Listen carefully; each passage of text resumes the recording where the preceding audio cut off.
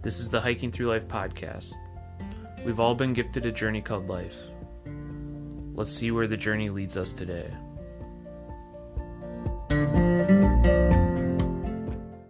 Welcome to the Hiking Through Life podcast. I'm Andy. And I'm Sarah.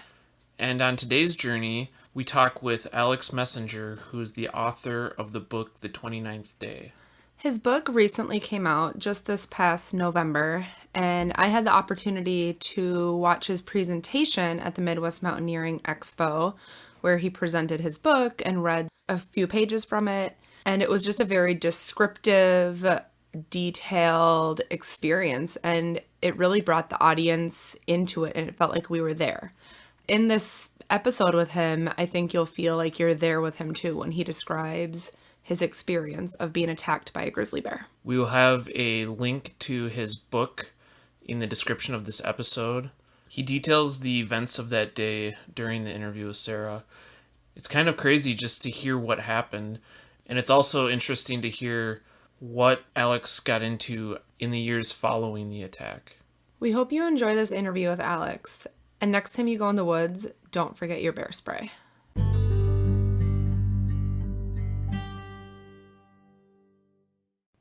Welcome to the Hiking Through Life podcast. I met Alex at the Midwest Mountaineering Expo when he was first presenting his book. It came out in November. He is the author of the book, The 29th Day. Alex, can you give us a little bit of background about your experience in the outdoors before you did your trip to Canada? And then we're going to get into the whole trip. Yeah, well, certainly this wasn't my first trip by any means. Before going out on this expedition, really, my outdoor experiences kind of started when I was a kid. My parents were very adventurous folks, and I got to travel with them a lot growing up in the Boundary Waters, in state parks and what have you, in Minnesota. But traveling internationally was a big thing too with them, so I got to go see places around the world. Some of it's a little bit roughing it because you're out in, less developed countries, and sometimes, cooking your own food, or, you get to see a lot of different experiences that way. But that was all when I was younger. I kept doing that for a long time as well. But as I got older, we started to do more backcountry trips into the Boundary Waters. And when I was, what would it have been, 13, I went on my first trip with Minogen, which is a Y camp that does wilderness trip-based camps. And so that was an 8-day session, and went into the Boundary Waters, and it was just kind of a game changer for me because I learned how to efficiently and really effectively travel in the backcountry. After that, I kept coming back and going on ever longer and more intense experiences and trips, from an 8-day session, and then a 21-day, and then a 32-day, and then this was a 42-day trip in the backcountry. So gradually worked my way up to it, and this was kind of the pinnacle trip for me. Yeah, 42 days. That's like, whew, that's major. And Yeah. So you went on this trip with, was it 7 people? There were 6 of us total. Okay, there were 6 of you. And Yeah. some of them were at that Midwest Mountaineering Expo when you read your book, weren't they? Yep. Yeah, Dan, our guide, was there, which was really cool. Yeah. So there were 6 people on this trip. And if I remember correctly, you guys all met at Jay Cook State Park for your first night. Yep. So we, a couple of us knew each other and had been on trips before. There were a couple of folks that hadn't met each other before, but we rode up in the bus and got out at Jay Cook State Park and kind of did a refresher whitewater training. So we'd all been on a 32-day trip in southern Canada the summer before, doing whitewater on smaller rivers than we'd be doing this summer. But we went to Jay Cook to brush up on the St. Louis River and hone those skills and develop some new skills for what would be more intense paddling up in northern Canada. So we spent a few days there before making our way to camp to get all packed up and ready to drive north and then fly from the end of the road in Manitoba into the Northwest Territories. Okay. Were you fearful at all at that time before your trip of running into a bear? I mean, was this your first time going into real grizzly territory? Trying to think for me personally if I'd been in grizzly territory much before. I don't think I'd spent too much time in grizzly country. It was certainly something that was on our radar. Polar bears are something that you worry about when you're in those latitudes. We weren't in an area where polar bears frequent, but we were aware that grizzly bears were something we had to worry about. We talked about bear spray and how to use it, got trained on that. We were also trained on bear poppers, which are these noise deterrents, and how to set camp up properly, making sure that the food's far enough away from the tent, and the place where you cook is far enough away from where you're sleeping as well. And then also what you're supposed to do if you run into a grizzly bear out in the wild. Basically, with a grizzly bear, you want to diffuse the situation. You want to convince the bear that you're not a threat. That's kind of backwards from a black bear, where you kind of want to assert your dominance in a way and convince it that it doesn't want to mess with you. But with grizzlies, you want to, like I said, diffuse that situation and back away slowly and speak calmly to it and tell it, hey bear, whoa bear, and just kind of show it that it doesn't have to fight you, that it can just leave you alone. So we went through all that stuff and had that in the back of our minds while we were out on this adventure.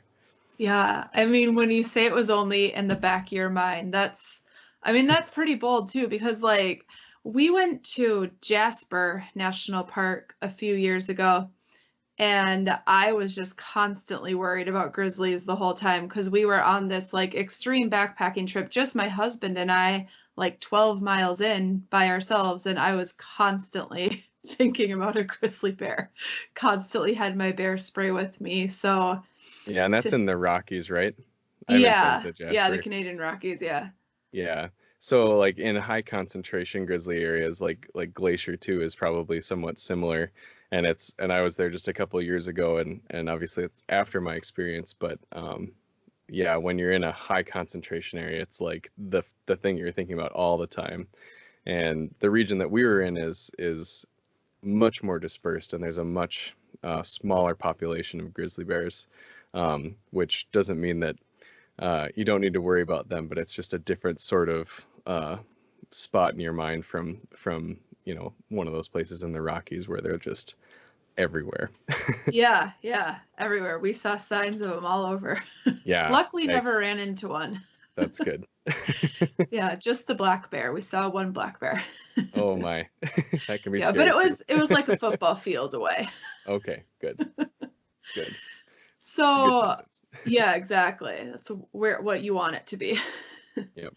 So on this trip, you guys were out there for 45 days, you said? 42 days. 42 days. Okay. And before your bear attack happened, were there any other days where you did come across grizzly bears from afar? We saw grizzlies a couple times before that. We saw our first one 20 days in across a canyon. We saw one the next day, and then I think we saw one more, always far away. And they, as soon as they saw us, for the most part, they pretty much turned and ran. So they were on our minds, but the situation where I ended up running into mine was still a surprise. Yeah, and So. I mean, it's from what I remember too, like that day, it sounds like your whole group went out on their own little day hike and you decided to stay back in your tent and rest a little bit more. Right. Yeah, so it was a layover day. So 29 days into the trip, we're on this amazing island on this enormous lake, and everybody else had decided to go to the top of this ridge to explore. We're north of the tree line, so there's no trees anywhere. So visibility is incredibly far, and from the top of this ridge up there, you could probably see 30 miles or more in every direction. So they went up there to explore, and I stayed and napped for a little while. I guess it ended up being about 3 hours, I was recently told. And then by the time I woke up, most of them were coming back down the ridge.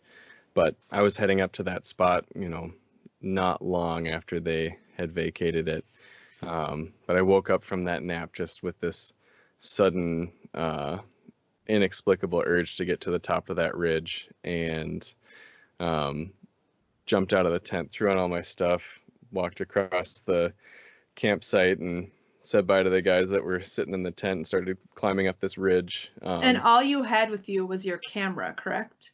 Yeah, well, I had my camera in a Pelican case, so it's like a 15-pound brick, and then I was 17 at the time, so I was about to start my I was about to start my senior year of high school, and I had with me my summer reading book, so not quite just the camera, a book too, so not a super useful tool in this situation, but yeah, so basically just me though, and walked up this ridge and met my guide Dan as he was coming down, and we chatted for a couple minutes, and he told me about this Inukshuk I should go take a look at, and they were going to start dinner. So I climbed up the rest of the way. It took me about 10 minutes to get up there. Then it flattened out to these rolling granite domes, and as I was walking up one of these domes, I didn't know it, but a 600-pound barren ground grizzly bear was walking up the other side of this ridge, and we were walking right towards each other.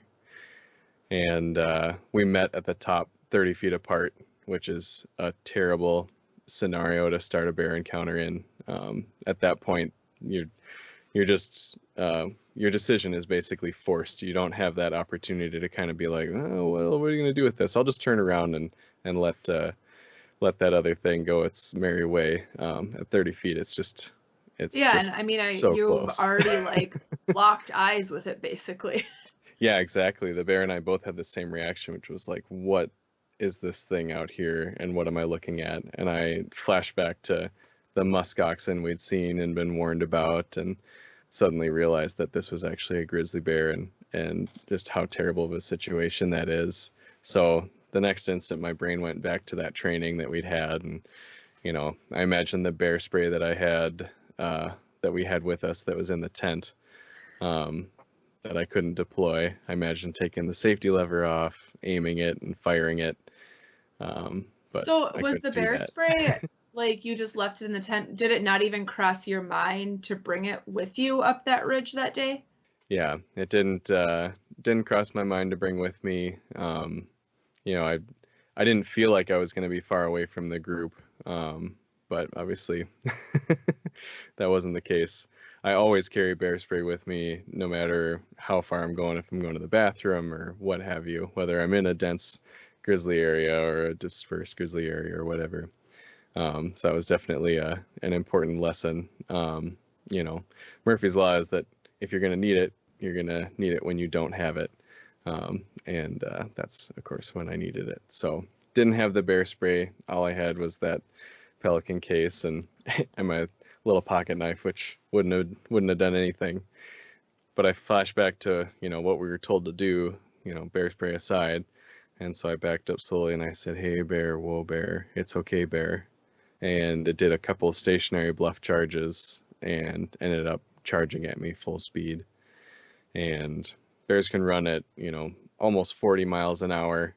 And my backing up slowly hadn't increased our 30-foot distance that much. And it's barreling at me, and my hey bear and whoa bear gradually escalated to, yelling at it. And as it's coming at me, I just didn't really know what to do at that point other than not run, because that's kind of the cardinal rule in a situation like that. You just can't run because it triggers the bear's chase instinct, and that can make a bad situation worse. So, but it's pretty much the only thing that you want to do. You just want to get out of that situation.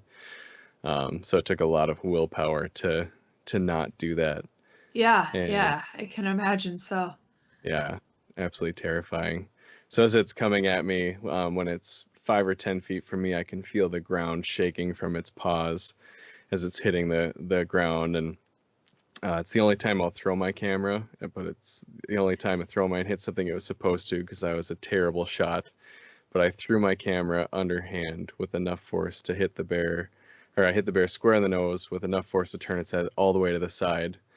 So it couldn't see where I was for a couple of its steps. The camera case went flying over its shoulder, and I was able to jump out of the way and dodge it on that first pass, bullfighting style. And it missed me. And as soon as it realized it missed me, it turned around and came at me again. And the speed with which it changed direction was just absolutely stunning and terrifying. It was just instantaneous. And it was at me again. And I jumped out of the way again and was able to dodge it that second time. So I was able to do that a couple more times where it came at me and I jumped out of the way at the last moment. And then each time we got closer and closer, and the next time it came at me, it swung at it bit at my leg, and I pulled my leg out of the way, and it snapped shut right next to it, and then it reached up with its paw and hit me across the face, which is what the grizzly bear uses to take down caribou and muskox, and it's a really, really powerful swipe, and with people, it'll take off the skin from their face, it'll stun them, knock them out, break their neck, or kill them.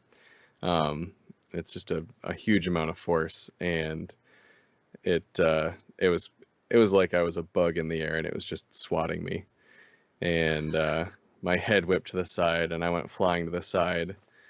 And at this point, I was pretty sure that I was about to die, because it was just so much force that this bear had, and there was just nothing that I could do as this, little 17-year-old kid, and it was just a terrible feeling.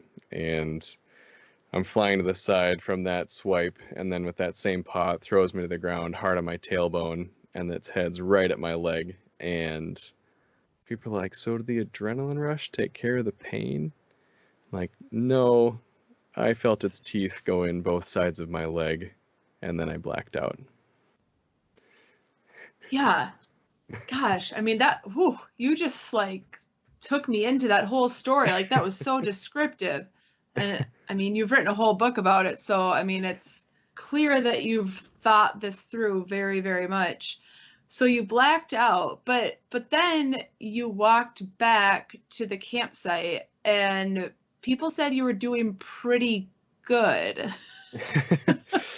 Yeah, I mean, I regained consciousness, and the bear was still there, so I waited until it was gone and played dead. How long did it take the bear to go away after you regained your consciousness? Well, when I came to, it was in the process of leaving. It was going away at a trot, but it was checking me out the whole time to see what I was doing, if I was getting up or if I was staying down. Because at that point, it probably thought you were dead. Right. Yeah. And dead, or at least I was a threat. And once that threat was eliminated, it wanted to get out of there. So I didn't want to dissuade it of that notion. So I just stayed down and watched out of the corner of my eye, and let it leave. And then, that was probably, I don't know, less than a minute of it retreating. But I waited for it to go all the way back over the ridge so that if I stood up completely, it wouldn't be able to see me. And that's when I got up and started heading back. So, and when I came to, my adrenaline was just going like crazy, and it was masking the pain quite a bit. So I was able to make that run back to camp. But by the time I got back down there, I couldn't move my leg anymore with my leg muscles, so I was moving it with my arms to get myself down the last bit of the ridge. And yeah, considering what had happened, I was doing pretty good. Because the bite had missed my femoral artery by a 1/4 inch, which would have been it. I would have bled out on the way back to camp if I'd gotten that far. So yeah, that was the main injury, was the bite and that puncture wound right next to the femoral artery. And then I had a few tooth marks around the rest of my leg that didn't actually break the skin somehow. They were just really bad compression wounds. I had scrapes and bruises all over. I had Yeah, I remember claw you marks on my describing. back.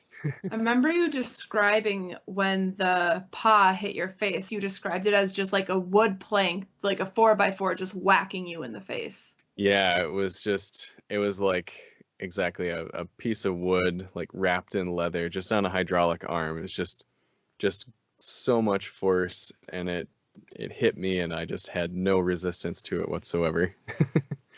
Just like I said, a fly in the air, just getting swatted out. Yeah. Whoa. So you managed to get back to camp where the rest of your group was, and then how'd that play out? What was the group's reaction? Did they call for help right away? Yeah, so the group's reaction when I first got to the top of the ridge was, you can't joke about this. Are you joking? And with a few choice words, I informed them I was not joking.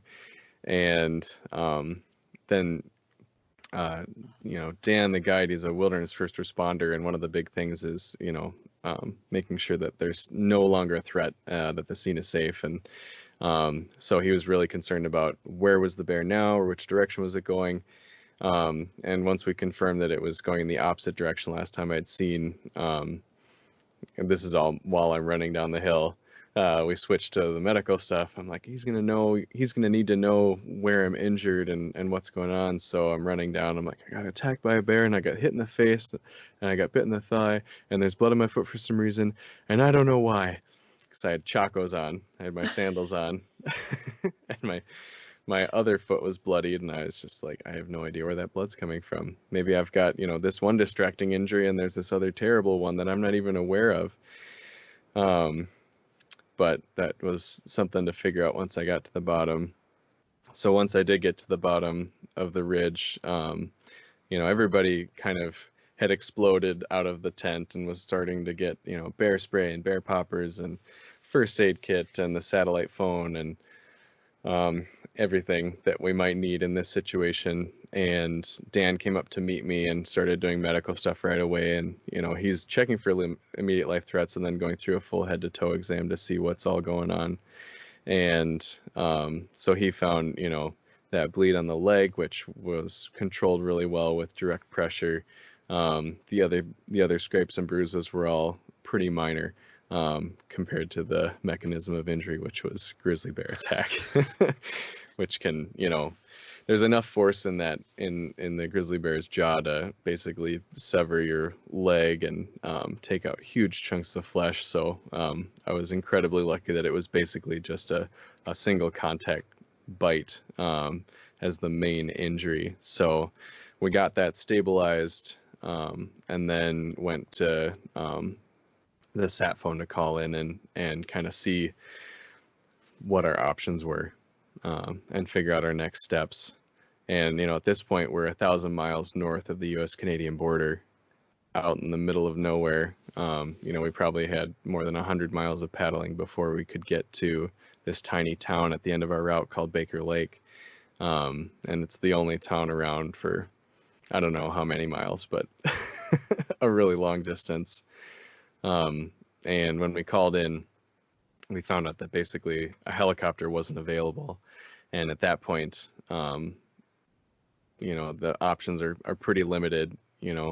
You're calling in some pretty significant military assets, potentially putting in danger, folks from those organizations, potentially even, people in our own group, but with different types of extrication scenarios. So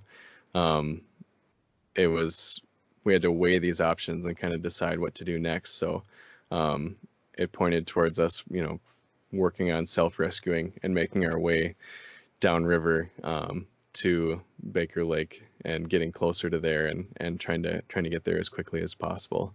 Sure. And well, at that time, I mean, I can't imagine you were in any condition to paddle. I suppose your arms were still decent. It was basically your legs, you said. So were you able to paddle with them? I was, yeah. So this happened in the evening on July 31st, and then so the next day was when we were first able to leave the island, and I was able to paddle, which was really exciting for me, and it wasn't painful or anything, which is really surprising. But if this had been a backpacking trip, this would have been a different situation for sure, because that's the way you get around. With the type of paddling that we were doing, which included whitewater, there was very little walking that had to happen the rest of the trip before we could get to Baker Lake. So that was really fortunate too. So yeah, I was able to paddle, and that in itself was really empowering. Well, yeah, and I mean, were you still just like kind of shooken up at all from the bear attack the day before, or were you pretty relaxed at this point? I was definitely still shaken up. The next day I was basically seeing bears in every boulder, and imagining them doing things that bears don't do, like coming across the water and attacking us in our canoes and things that are just totally irrational, but not really under my control at that point.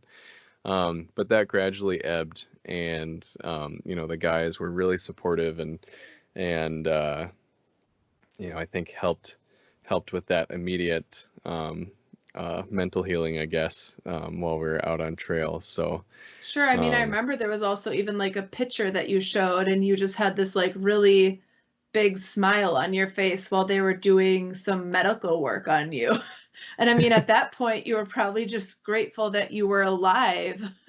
Yeah, exactly. I was incredibly grateful to be alive. I had this huge smile on my face, like you said, because I just had been so sure that I was about to die. For that to not be the case and to be doing pretty well was very exciting. So it was hard to get that smile off my face. So you guys got in and you started paddling, and then did you eventually get to a place where a helicopter could come meet you? Yeah, so eventually we made our way down to 30 Mile Lake, and by that point we'd been treating the wound, and we'd been treating it with some antibiotics, and it started to kind of shrug off the effects of those antibiotics, and that was really the trigger point for the helicopter, and at that point it was available, which was really good, and we were out of a storm that had socked us in for a couple of days. So got to that spot, and the helicopter was able to come and pick me up, and one of the other guys from the group went with me to make sure that I wasn't alone, and that I had someone to support me and take care of all the logistics, and make sure that I was safe and everything. But got flown to Baker Lake and got my first exposure to modern medical facilities there, and spent about 12 hours in Baker Lake getting antibiotics and doing interviews with the RCMP and with the game warden, and then they didn't have enough supplies to maintain my care, so they ended up sending me down to Winnipeg via commercial flight the next morning. So flew down there, and then got the rest of my antibiotics, and so then at that point, that sounds like it was 3 days after the actual attack happened. It was about 5 days. Okay, 5 days after the actual attack. A little bit longer. Yeah, so we were managing the wound, with lots of irrigation and cleaning and everything, and a puncture wound's a particularly difficult wound to take care of, and that's ultimately what ended up leading to it getting infected, and then, like I said, the antibiotics that we were using, it ended up growing resistant to it. So wow, I mean, if I were you, I would just think about this every single day, that like you must reflect on this daily, the fact that this happened to you. Yeah, it was pretty wild. I mean, luckily I don't reflect on it daily. Okay. Certainly for a long time, this happened in 2005. So at this point it's 14 and a half years later. And,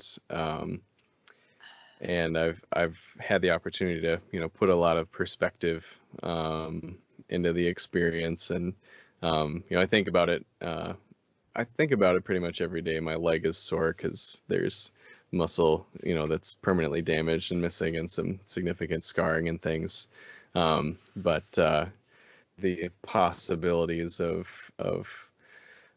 significant PTSD and things like that, I feel really fortunate that I've come out as well as I did, and I had the support that I needed, immediately, and then through the years afterwards to come out well. So it's a really fortunate situation. Yeah, a So really positive outlook to have on it. And I think I remember listening in another one of your interviews. I think this was with, gosh, I can't remember who it was with, but you said, or maybe it was just like an article that I read where you quoted, I love the idea that the bear is able to continue to live, that they didn't go out and kill the bear. right. Because, some people might just say, oh, I really want this bear killed. This bear tried to kill me. Go get it. But I loved that perspective that this is its habitat. This is its natural home. It's just living its cycle. Right. Yeah, I mean, this bear did exactly what a bear does. It was doing nothing abnormal, and it could have done a lot worse to me. So there's a lot of appreciation for it, whether that was its intention or not. I'm thankful that it it didn't do worse to me. And the game warden actually did go looking for it because they wanted to find out basically if this was a problem bear. So they went out to that island, and they tried to find it. And if they found it, they were going to put one of their guys down and see what it did, how it reacted to him. And they never found the bear. So if they had found it, I don't know exactly what they would have done. There's potential that they could have ended up, destroying it or something. And I'm glad that they didn't have to make that decision, and that the bear was able to keep on going. Yeah, exactly. So after this attack, like how long after that were you comfortable to go out on a hiking trail again? Even just a hiking trail where there's only black bears in Minnesota per se. How long did that take? Yeah, to be comfortable took a while. The first time I did go on a trail was later that month. We went to a backcountry cabin of a friend of ours that's near Ely, and that was really hard. But I gradually, I controlled what I could. I made sure that I was always carrying my bear spray. My family was supportive of the things that I needed to do to get back out there. So when we went to the Boundary Waters the next summer, I probably looked a bit more like Rambo than a canoe camper. And they were, tolerant of that, and just gradually making my way back out there over the years really is what it took. And I don't know exactly when that kind of switch happened. Yeah, it was a very conscious thing to go back out there, and it was just an iterative process of gradually building up that comfort, and slowly realizing that every branch breaking and twig snapping and rustle of leaves is not something that you have to be terrified of.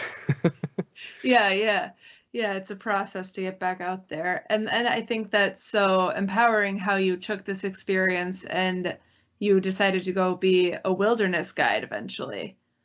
Yeah, How many years after that experience did you pursue this career? I think Or that was. are you still doing that? I don't still do it, no. I transitioned to a little bit more stable lifestyle. So I do marketing these days. I've been doing that for the last number of years here in Duluth. Okay. So yeah, when I first went and worked in the woods again was probably about 5 years after it happened. So I actually went back to camp to work there, the same camp, and did wilderness, or I worked as an in-camp staff for a year, and then as a wilderness guide for a couple of years after that, before I got a job in Ely, Minnesota, working with a photographer there.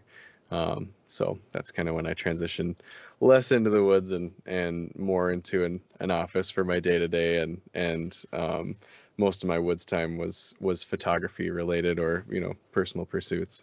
Okay. So you did the wilderness guide. And then was there any part of just being a search and rescue operator separate from the wilderness guide at all? Or did I Yeah, that was misunderstand? separate. Okay. Yeah. So I worked in the field for those few years, and then when I got back into town, I guess, it felt like I, for one, had a bunch of skills and experience that I wanted to put to good use, and I had experienced what effect it can have on people when you're helping them in a really stressful situation, and learned about the St. Louis County Rescue Squad, which is the search and rescue organization, where I was living then in Ely, and where I'm living now in Duluth, and started asking questions about that, and ended up going to some meetings to learn about it, and it just was an awesome fit. And it's an all-volunteer organization with a bunch of really talented folks all throughout northern Minnesota, responding to Boundary Waters calls, to calls on Lake Superior, car accidents, all throughout the area, missing people, helping reunite families, and bring loved ones back after they passed away, and it's a really important job and important thing to do for people.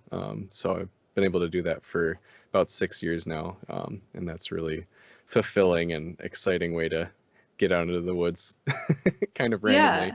Yeah. And you're still involved in that, or Yeah, no? Okay. I am. Yep. Yeah. So I'm on leave right now because we just had our first child this fall. Oh, So congratulations. thank you. Yeah, it's really exciting. But that had to go on pause for a little while we got our feet back under us. Have you ever run into any extreme situations when you were being a first responder? Like, did you ever have to help someone with a bear attack? Not a bear attack. Okay. That's pretty rare. Yeah. In terms of what you're dealing with, the training is such that it's not like, oh, I know how to deal with a bear attack. I know how to deal with a something that's different but pigeonholed. The training is like, this is what you're seeing, this is how you treat bleeds and airway problems and other different traumas or medical situations and things like that. So it's applicable in tons of different situations. As to the things that I've dealt with, through the rescue squad, I've seen a lot of different things. And we're the reactionary force. We're going in when people are after something bad's happened. When you're in the role of guide or facilitator or something like that, it's all on the risk management side, where you're wanting to determine ways that you can keep something from happening and to decrease those risks, and to make you better able to respond to something if it should happen, through things like having the right equipment, having the right training, and having the right people in there, or the right mindset on making sure that everyone's being as safe as they can be. So Yeah. So you, after this whole experience, you wrote this book, The 29th Day. And I read somewhere that you wanted to wait until you matured a little bit to write this book. But did you have the idea in your mind shortly after the attack that you wanted to write this book?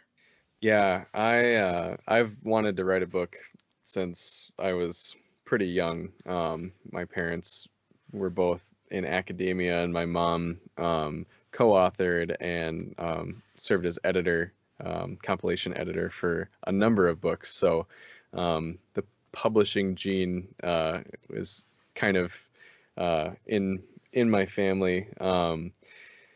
So I had that idea for a long time, but I never really had the idea for what the content, what the story should be. And then this story kind of landed in my lap, so to speak. And once I knew that I was going to be okay, that's when I started to kind of think, okay, this at some point could be a book or something to that effect. And like you mentioned, I decided to wait. Like you said, I wanted to be more mature, and it's also an experience. The Bear Attack experience was something that I wanted to kind of figure out. I wanted to be able to put my arms around it and, wrap it up and say, this is what this whole thing means. And eventually I did mature enough to realize that I could spend my whole life waiting to figure everything out and never figure it out, never make this book. And that's when I decided to really start working on it in earnest at that point. So, but in some ways I started the book at the beginning of the trip because I kept a really detailed journal. So, all that traveling with my parents as a kid taught me the value of journaling. So journaling that's just something you've always done. Always done when I'm on a trip. I don't journal like day-to-day kind of stuff, but when I'm traveling, I try to journal, and it's a lot of work, but it's very worthwhile, and in this case was incredibly worthwhile because I had this source document that was incredibly robust, and with the time that elapsed between the trip itself and writing the book, having that journal brought back all of the memories for me. And that was really, really important when it came time to write. Yeah, because that's a long trip you went on, so I can only imagine all the details that you were saving. So the trip happened when you were 17. Like, at what age did you start writing the book? So, what age was I? I'm trying to do the math.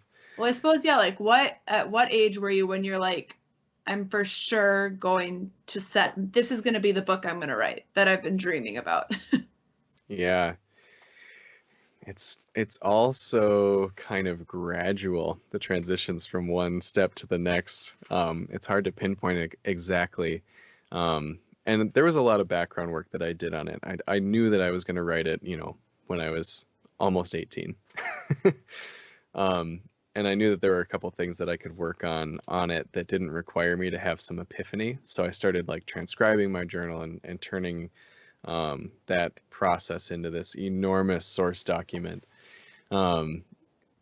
within like 2 years of the event, and just kind of did a lot of that kind of putsy background work on it for probably about 5 years or so, 4 or 5 years. And then I really started working in earnest on the book at that point, which was about 6 years ago. If the numbers don't quite add up, I'm sorry. No worries. But yeah, so it took me about 3 years to write the book, and that's all in my spare time while working full time. And then about 3 years to edit and publish it after that.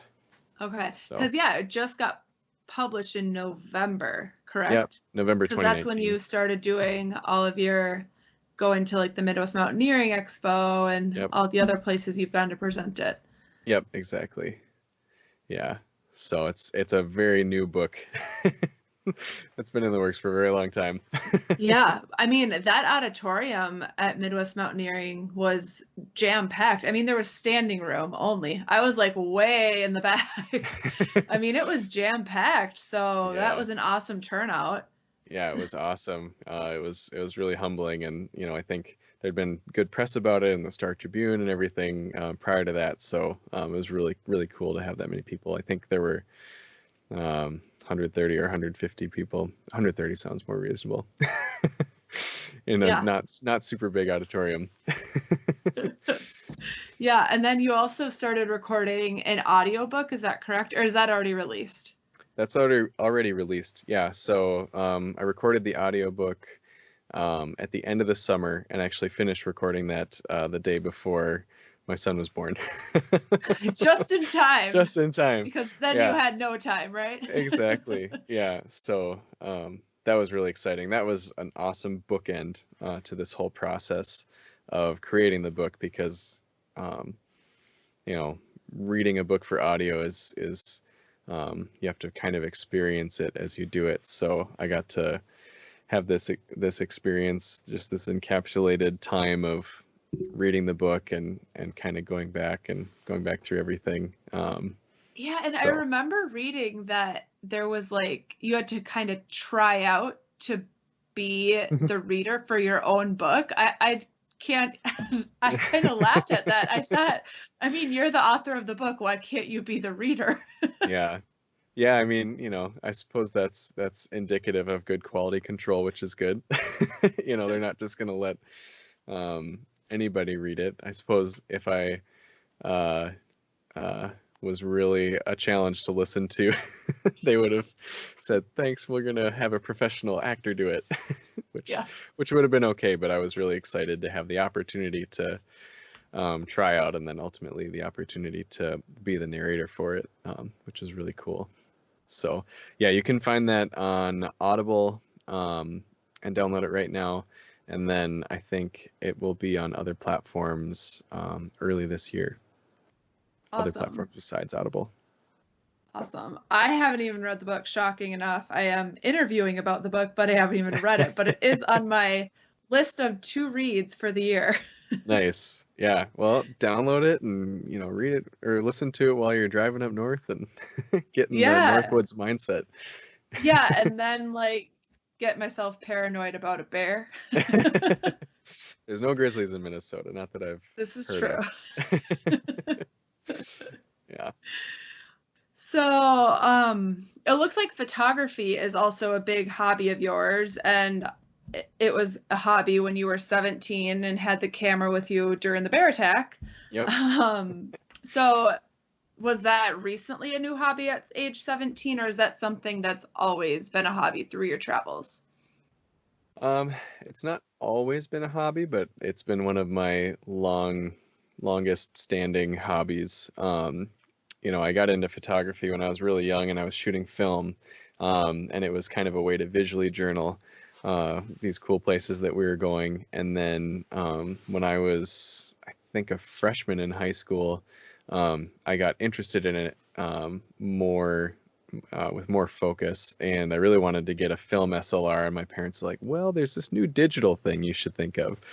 And they kind of convinced me to get one of these very first digital cameras, and that was really important, and it just like kickstarted my my photography because of that instant feedback, being able to see everything and adapt really quickly as opposed to having to wait for the film and everything. But from then on, it was just something that grew almost exponentially for me in terms of interest and equipment and skills and everything. And after high school, I turned that into kind of my second job, and it's been my my second job for since then, basically. So I dabble in a lot of different things, but my main focus is like outdoor and travel adventure photography, coupled with product photography, usually in those situations. I saw that there was a lot of world travel photography on there. You guys have been to some pretty awesome places. Do you have a favorite place you visited? That's a tough one. It's my favorite place I visited. Pretty much any national park. I love national parks. Um, they're just, yeah, they're super cool. So Voyager National Park, Glacier National Park, and then Boundary Waters. Yeah, so that's like the nature side of things. And then one of my favorite places to travel, and I've had the opportunity to go there a couple times in the last number of years, is France. It's just such a cool place, and a great combo of amazing photo opportunities. Obviously, generally a lot more urban, the way that we travel when we're in Europe. But you know, combining that with the culture and the food is just a really cool experience. So But yeah, there's so many cool places. Yeah. And so when you go to these places, are you going specifically on photography trips, or are they more like trips for pleasure and you're just taking some photos along the way and then selling them to magazines? Yeah, it's more the latter. So when I'm shooting, I'm typically shooting stock photography for um, basically outdoor lifestyle brands or magazines. So we think of these really cool opportunity or itineraries and places that we want to go, and then have a ton of fun. And I put in a lot of work into making good photo opportunities while we're doing these amazing things. So sometimes, to the chagrin of my travel mates who are like, "Oh my gosh, you're stopping again," or "You're carrying so much stuff," or what have you. But it's always worth it to me. Yeah, exactly. Exactly. Yeah. So you don't have like a team you do that with, it's just you for the photography? Right. Yeah, it's just me. My team would be my family. My wife is a very good sport about standing in as a model or being willing to click the shutter and have me as the model or what have you. But I always like to keep it pretty lean like that. Even when I'm working with other people, um, I tend to move a little bit faster, and I don't like to set everything up and be stuck on the tripod and stuck with all these lights and everything, even though I do like to do off-camera lighting. But um, I like to go with the flow and kind of capture things as they are a bit more um, than getting hampered down with those different things. So makes it a bit harder sometimes, but makes the experience a little bit more enjoyable. Yeah, yeah. Photography is definitely, I mean, you need a good eye for it and you need patience, no doubt about that. Yeah, and you need to be willing to carry the extra stuff or like run in front of everybody that you're with so you can get a photo of them, or deal with them, dealing with you, making them wait or get up Yeah, early or stay up late. So, yeah. yeah, I it remember when doesn't we just were happen. at when we were at Yellowstone National Park this summer, we got up at like 5 a.m. to Hmm. watch like the bears and the wolves. Just like it was just like crazy how much was going on down in one of these valleys. Oh, cool. And I mean, there was probably like 40 professional photographers set up there. Hmm. It Yeah, was that's crazy. intense with the huge lenses and everything. Yeah, yeah. And I mean, we're not photographers, but we like one of the photographers was letting us just borrow his lens to look through it like a microscope Yeah, to watch what was going on with the animals down there. yeah. Like, holy crap, you can see really well. Yeah, it was nuts. It was actually like three wolves eating a carcass of Wow. a bear. Oh my, It was, yeah, it that's was wild. really crazy. Um, is there any upcoming readings that you have at any upcoming bookstores soon? Um, I've got kind of a slow time right now, which was somewhat intentional to build in a little bit of expansion room. Yeah, build in some After, family time. yeah, exactly. But I'm picking it up later in the spring, and I'll be doing some events in north central Minnesota and other ones that are in the works but haven't been completely nailed down yet. So, but I'll have all of them listed on my website, alexmessenger.com. There's an events tab. That I populate with all of the book-related events that I have going on. So that will be up to date. Perfect. And is that the best place for people to get in touch with you on their website? Yep, alexmessenger.com, or you can find me on most of the social spaces, Facebook, Twitter, and Instagram at a messenger photo. Thank you so much for coming on tonight. This has been awesome, super informative, Awesome. and I hope that people want to go read the book now, the 29th day. Yeah, thanks for having me, Sarah. This has been fun.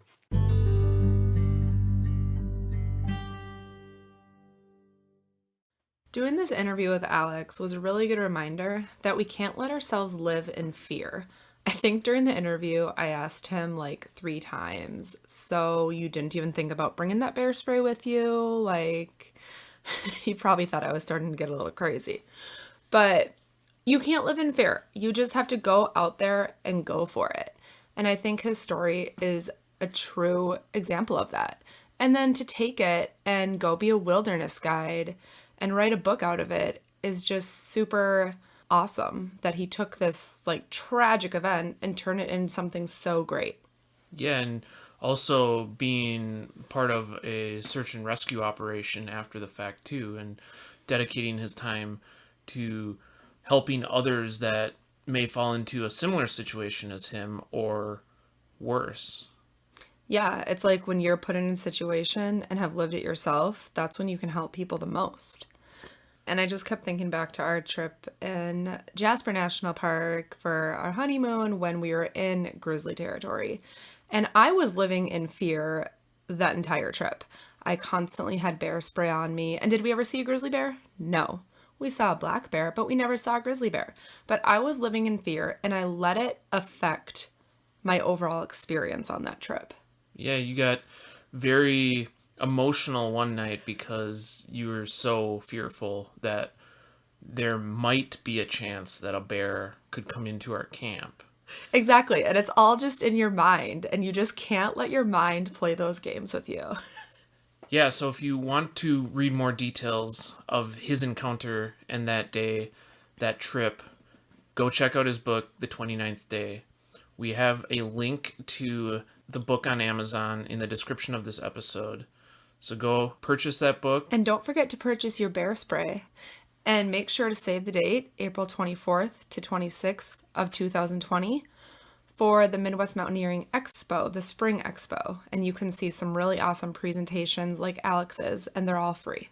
The Midwest Mountaineering Expo is an awesome experience, and it allows you to hear stories like Alex's during those presentations, as well as meet fellow outdoor enthusiasts. Yeah, we make sure to put it on our calendar every year, and it has never disappointed us. So get out there, and thanks for listening.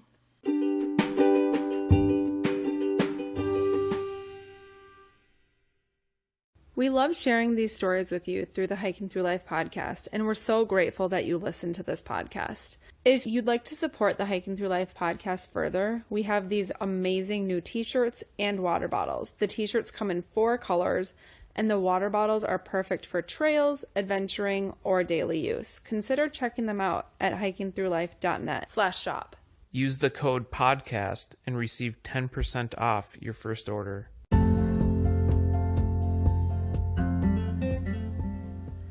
You've been listening to the Hiking Through Life podcast. Peace, love, and hike through life.